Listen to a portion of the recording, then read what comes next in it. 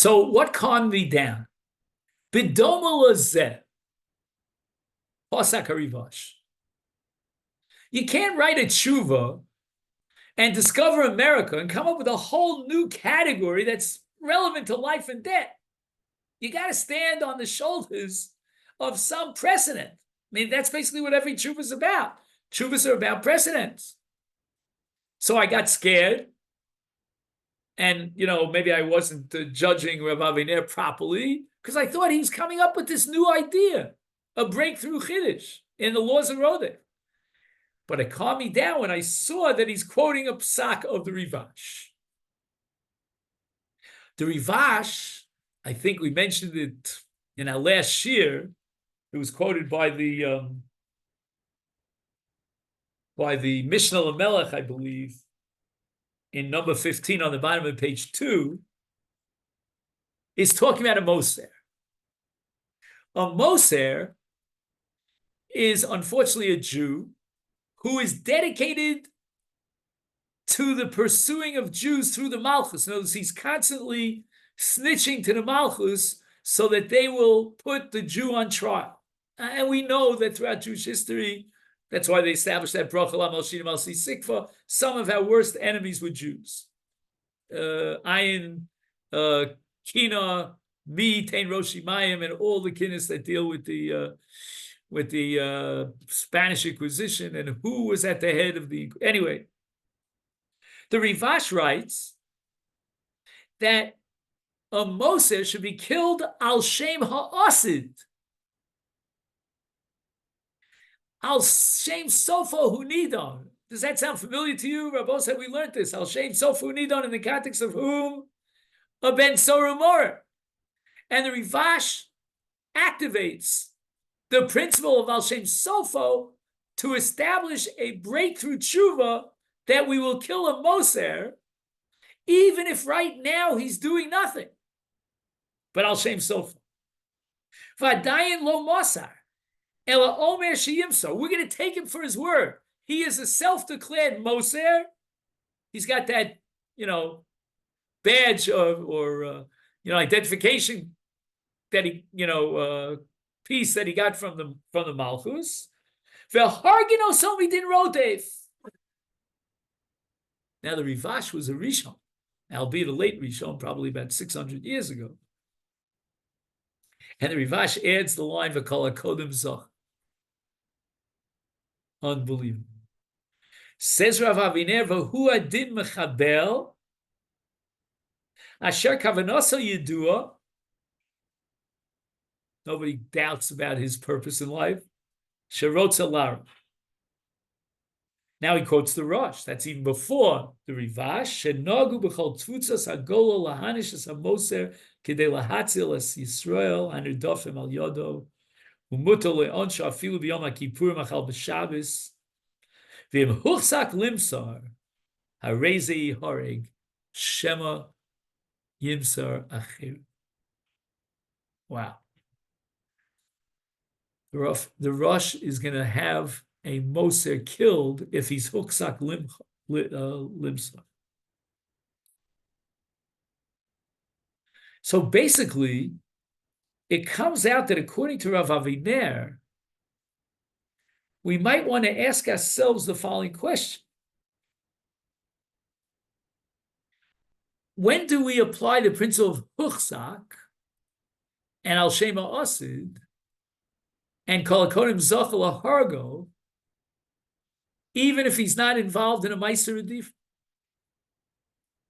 And the answer is, according to Rav Aviner, as soon as he's a self-declared mechabel, and that's his goal in life, he becomes, in the language of Rav Aviner, a rodef tmidi. I can't overemphasize that chiddush.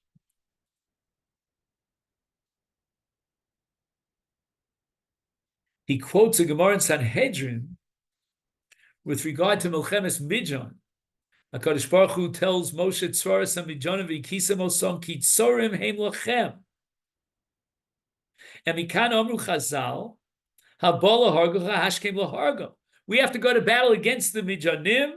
Why? because they in the future will kill us. They have declared that they will kill us. That's their purpose. And the Meiri adds, Ritzono Lomar, Masmidim lahatzer lachem. They will continuously run and try to destroy you. That's their goal by their own self-admission. V'ein lomar, and you'll ask me the following question.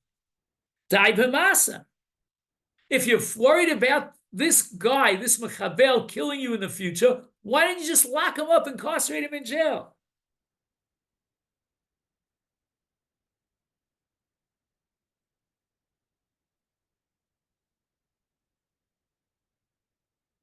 Says Rav Aviner on the second line of the paragraph, Lomar v'harei nisayon mar'eh, the reality has proven over and over again, shemechabel shenesarim, those mechablim who are incarcerated, mishtacharim yoter muchar.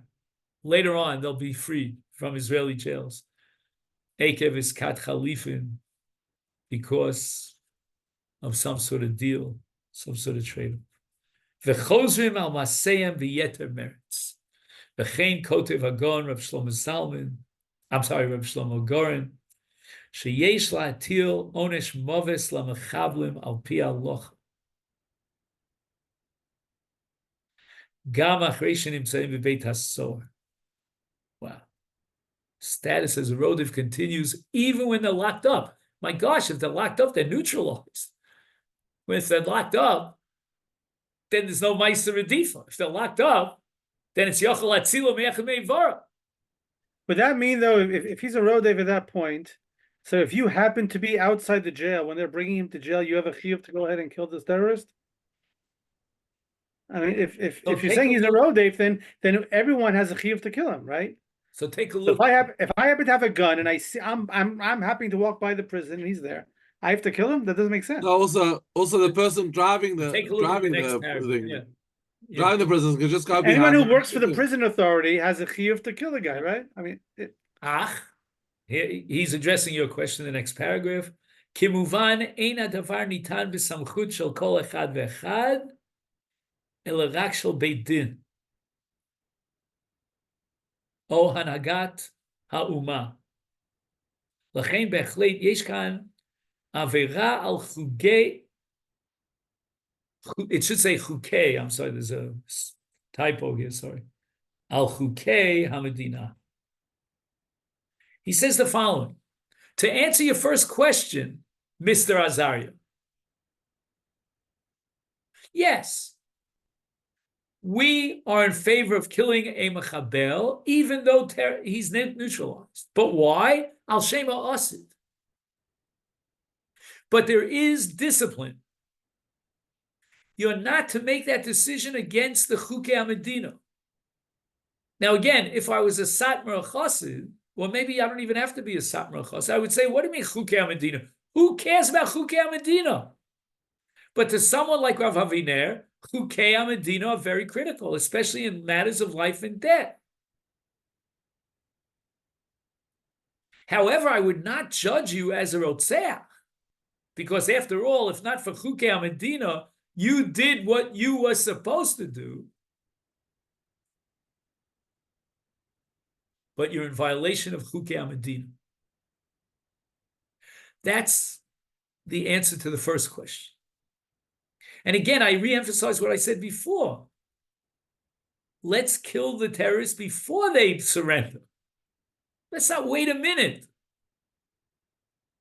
Because once they surrender, now we get to Chukei HaMedina and the world and this and that and how they judge us, and this is a neutralized terrorist.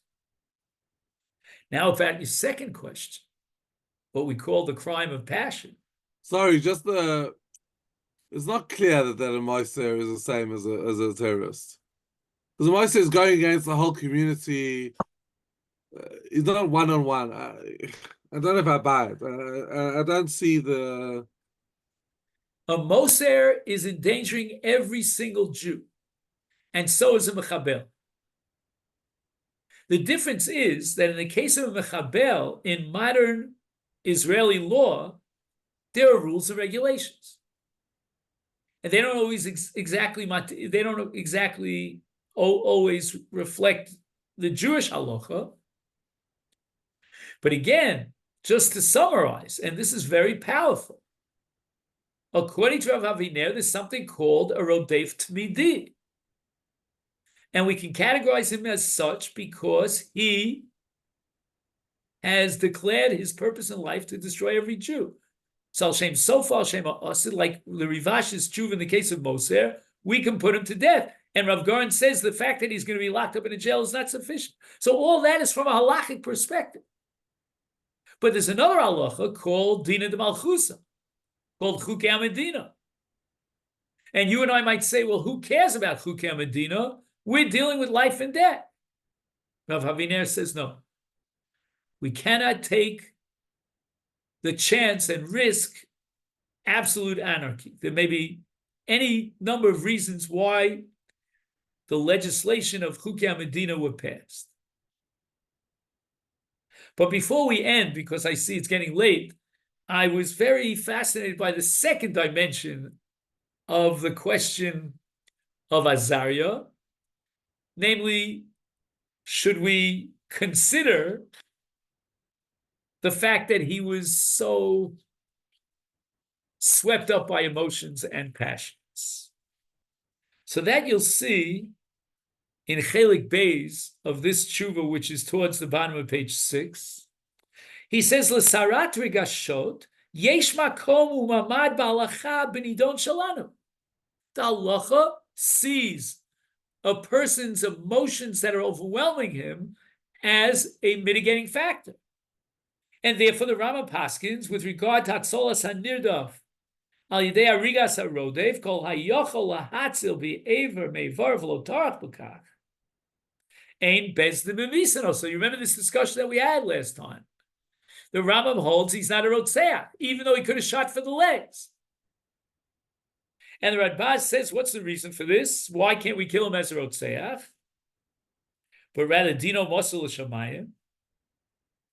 He says that Al Yidei Redifaso Hutar Domo, once the Rodef is running after you, then Hutar Domo,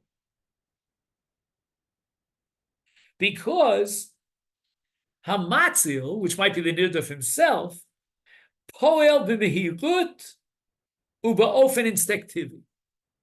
He's not in a situation where we can expect at that split second, when he has to make a decision and implement a saving act to save the Nirdaf, that he should be cold and calculate and see, well, maybe I should shoot for the legs. The Eina Mesugal Lishkol B'Shalva Kol Pula. So imagine if this Azariah fellow, he was under the impression that he might get blown to bits. Under that situation, there's no demand in Jewish law that he should be well calculated. He's got to make a decision on the spot. And therefore, I know Mesugal Lishkol B'Sheket u'B'Shalva. L'chein lo yuchal lidrosh min hamatzil shikulim kol kach medugdakim. And therefore, it's Dino Mosul Shamayim. Only in Shamayim can they judge him whether or not he overstepped his bounds. Was he, in fact, overwhelmed with fear because he thought his life was in danger? Or was there an element of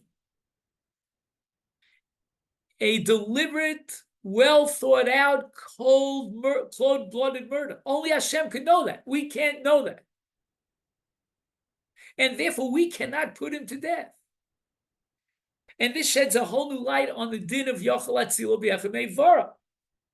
And why the Rambam says that even though he could have saved the Nirdaf without killing the Rodef, nevertheless, he is not considered Rotzeach that's put to death by Bezdin. And it's because it was a crime of passion, so to speak. I'm just using that liberally.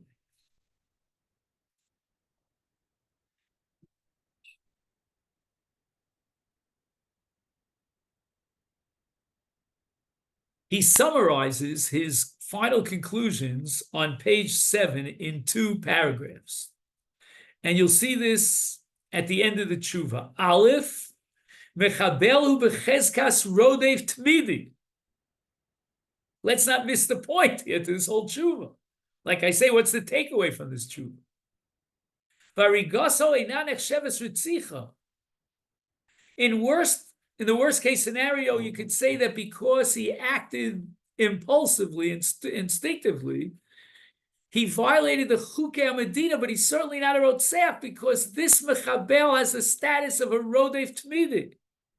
Number two, Yesh Makom L'Tana Shetachas Sarat Rigashot Adam Chashav Et Atzmo Et Chavirav B'Sakana, that under this overwhelming and passionate emotional state, he came to the conclusion that he and his friends were in a life-endangering situation. We cannot judge him and condemn him as a murderer because we have reason to believe, or at least to suspect, that the reason why he killed the Mechabel is because he was under the impression that his life and the life of his comrades were in danger. Now, with this, we're going to conclude our discussion of neutralizing terrorists. I'm not telling you that we exhausted the whole topic, but I think we got a good feeling of like the guidelines in halachic thinking. And of course, the most radical position of Rav Shlomo Aviner, the revolution of a Rodef Tamid. Where do we go from here? I would like to suggest another topic for next week, but only if it interests you. And that is exemption from army for the sake of Torah. What are the dimensions of that statement? The difference between war and not war. Perhaps. I'll tell you, David, I don't want to give away the whole thing before we start. You got to give me some time. But the question I'm asking you is, does this dimension of the halachic and moral issues regarding war interest you? Does this resonate with you? Yes. We have something called Torasu Nasa. There are people who are dedicated Yom V'Layla to the study of Torah, and I hope that's what they're doing. And they're exempt from service. When I was a kid, I don't only Americans in my age bracket might relate to this. It was something called the 4D exemption. I don't know if it still exists. So when the Vietnam War broke out, all of a sudden the 4D yeshivas were like packed to the gills. In any event, I would like to do this in kind of like two stages. Stage number one is to look from a perspective of Chazal about the significance of going to the Israeli army. And when I say Chazal, I mean Chazal. I'm not talking about the contemporary poskim. And stage number two, to discuss the compromise shita of the Hesder yeshivas. I'm right now in Birchat Moshe, where I gave a shir. I haven't given a shir here for almost 50 years. No, okay, 45. This is my first job when I came on Aliyah. Right here. It's actually 4 kilometers closer to Yericho, but in any event, I never dreamt then that this would be such a magnificent, large yeshiva. But be that as it may, Hesder seems to be an arrangement, if you literally translate the word Hesder, that's a compromise. On the one hand, Torah study is very important. We're not going to go 3 years to the army. On the other hand, we're only going to go to the army for, let's say, in those days, it was about 1.5 years. Now it's a little bit different, but what is the ideology of Hesder? And the one who wrote a lot about this in a very profound way, since we're talking to Alon Shvut, is Rav Aaron Lichtenstein. So you may see on we put it up already, right? On the the group, the WhatsApp group, the ideology of Hesed. But I don't know if I'm going to start with that next week. I want to start with the background. So maybe I'll put up more Makoros. But again, it's all contingent on what you desire. Okay, then? Didn't Rav Goldvik Comment. I don't know that Rav Goldvik wrote, but if David, you have something He for me, commented, I know he commented that he said that please Moshe send it to me. Aaron. Please, I beg you. I'll have to find out. I remember All that right, see if 30 you can years find ago. it. See if you can find it. Okay. Thank you so much, and everyone we should hear better news.